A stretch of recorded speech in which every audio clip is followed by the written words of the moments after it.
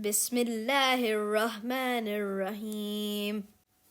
In the name of Allah, the most gracious, the most merciful.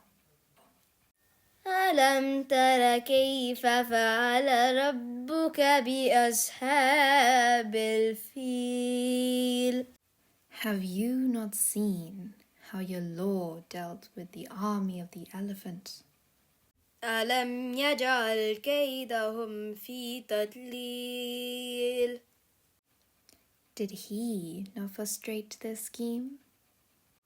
وأرسل عليهم طيرا أبابيل For he sent against them flocks of birds, ترميهم بحجارة من سجيل that pelted them with stones of baked clay, فجعلهم كعصف معقول leaving them like chewed up straw.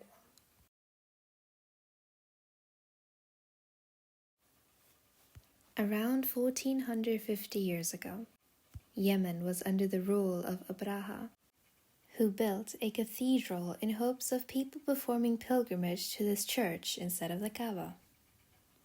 The people continued to perform pilgrimage to Mecca, which infuriated him, and he swore to destroy the Kaaba stone by stone. He prepared an army of elephants so huge like never seen before to destroy the Kaaba.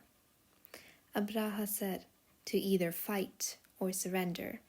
He had even sent some of his troops to capture the camels of the Meccans, around 200 of them.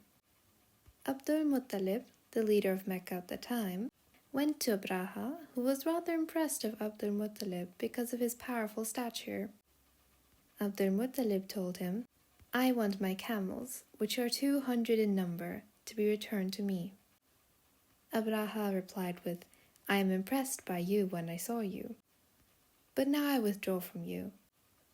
You ask me about your camels when you clearly know that I have come to destroy the Kaaba." Abdul-Muttalib then replied with, "I am Lord of camels.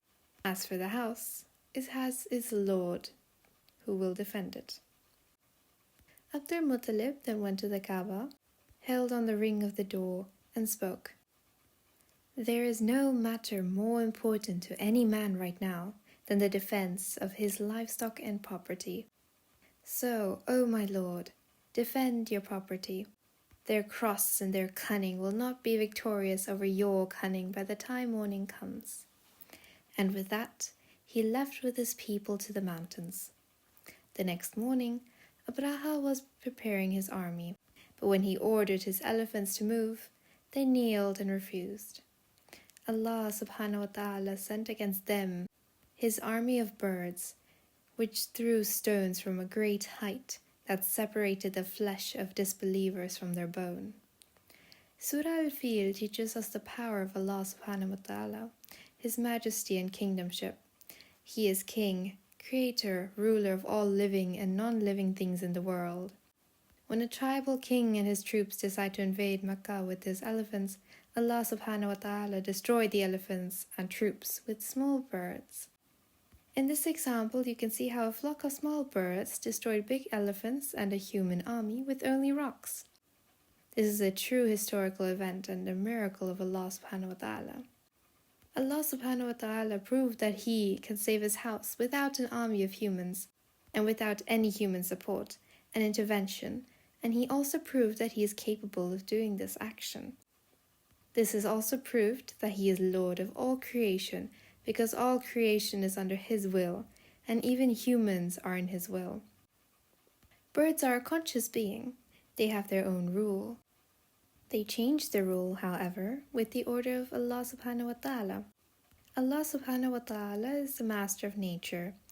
Indeed, He is the true Lord of the universe.